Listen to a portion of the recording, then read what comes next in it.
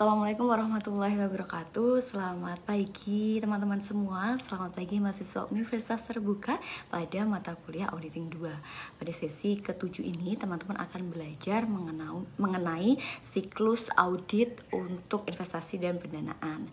Jadi kita nanti akan melakukan audit untuk aset tetap. Kita yang pertama harus pahami bahwa tujuan auditnya itu untuk apa gitu ya. Apakah untuk melihat bahwa perolehan asetnya bagaimana proses pemeliharaannya, penghapusan asetnya, dan biaya depresiasinya. Jadi apakah tepat mendepresiasikannya, dan biaya-biaya melekat itu apakah digunakan untuk menambah aset atau sebagai beban gitu ya. Nah, ini perlu untuk dipahami. Kemudian yang kedua, kita juga harus paham prosedur auditnya itu apa, kemudian risiko bawaannya. Nah, mengenai risiko bawaan ini biasanya relatif rendah karena aset tetap itu sangat sulit untuk dijadikan sebagai objek pencurian gitu ya, sehingga risiko bawaannya rendah.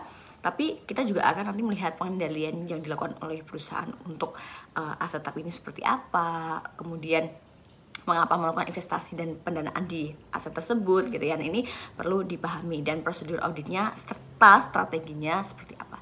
Nah, tadi mengenai investasi dan pendanaan, maka dalam melakukan investasi dibutuhkan pendanaan yang besar. Ini juga harus dilakukan analisa bahwa dana yang diinvestasikan ini memang menghasilkan rate of return atau menghasilkan tingkat bunga yang lebih tinggi dari biaya bunganya gitu ya, atau biaya modalnya gitu. Sehingga ini juga perlu dipahami, jangan sampai pada saat melakukan investasi justru dana yang kita peroleh untuk sumber dayanya ini lebih tinggi pembiayaannya gitu ya. Sehingga teman-teman silakan bisa pahami materi ini melalui RBV atau melalui materi ada di e-learning. Dan untuk di sesi 7 teman-teman akan mendapatkan 2 kegiatan. Satu yaitu mengenai diskusi yang teman-teman harus selesaikan di forum diskusi, dan yang kedua yaitu tugas ketiga atau tugas di sesi ke-7 ini yang teman-teman harus kerjakan dan selesaikan, dan nantinya akan dikumpulkan di awal waktu. Terima kasih, tetap semangat dan sehat selalu untuk kita semua. Assalamualaikum warahmatullahi wabarakatuh.